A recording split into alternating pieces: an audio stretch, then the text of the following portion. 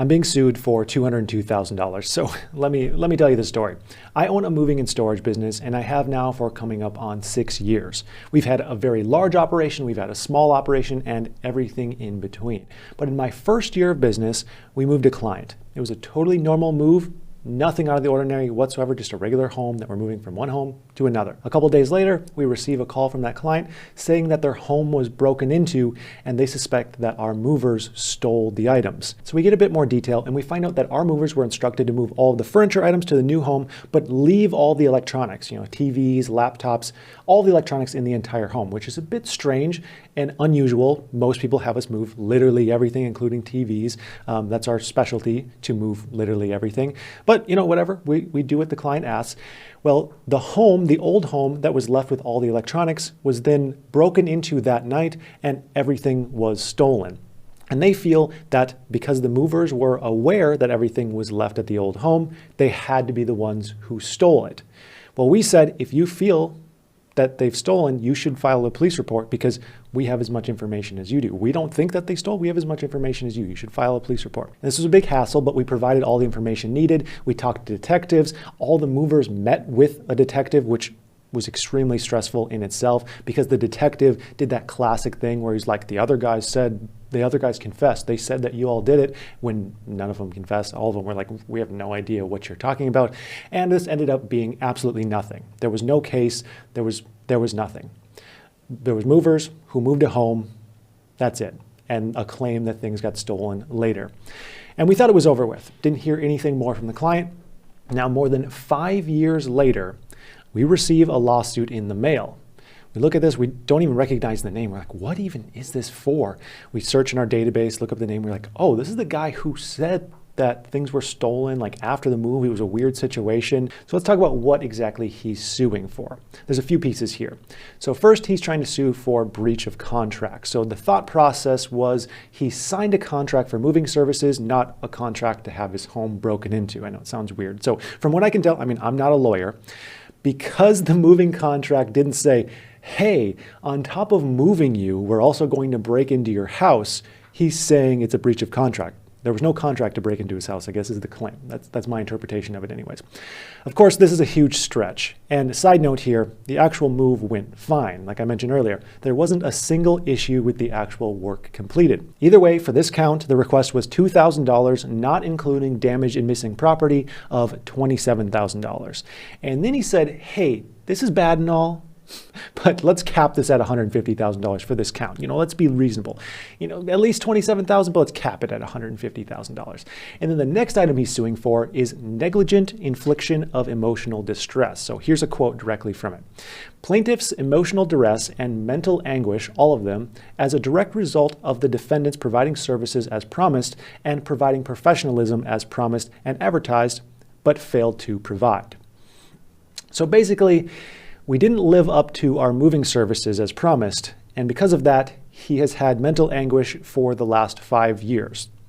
And again, let me tell you, the job went totally fine. There was no claim, there was no issues whatsoever. Everything was moved safely. How much does he want for this? $150,000, of course, for the mental anguish.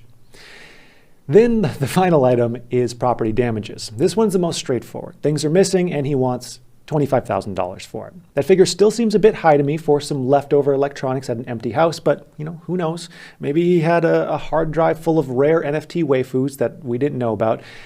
I don't know what he had in the house. Now, to the summary. $27,000 for property damage, $25,000 also for property damage. I think that's some kind of typo. And $150,000 for emotional distress. Now what happens from here? I have to hire a lawyer. And the lawyer takes a look at everything and he says, oh, we need to file a motion to dismiss this case and dismiss each and every charge. And he outlines all the reasons as to why each and every charge should be dismissed. So first off, all but one of the claims are beyond the statute of limitations. Too much time has passed, so you can't even do anything if there was some kind of legitimate cause. And then on top of this, property damage, the claim here, doesn't outline what was actually damaged or missing, so there simply isn't enough info for the claim. And the criteria isn't met for emotional damages, so you can't claim anything there without hitting the criteria. And the count for, quote, wrongful conduct is an action that actually doesn't even exist. The only thing that's left is the alleged burglary. But the problem here is what's called the scope of employment. So if you hire someone and they do something illegal as part of their job, that's the employer's fault. You were directing them to do something illegal. But if you hire someone and then they go off and do something illegal that's not part of the job, that's not the employer's fault. There's tons of case law with this exact issue, and it's not the employer's fault. So this means all of the counts should be reasonably declined by the court. So the lawyer writes this up and sends it off to the court. And then we wait a few weeks for the court to respond. And the case was dismissed. It was completely dismissed. They said, yeah, this makes no sense. It was a total about 2 months at this point of back and forth with the lawyer and spending thousands of dollars and hassle, a huge amount of headache and hassle. Now, the next step was to attempt and get our attorney fees back because of this erroneous lawsuit.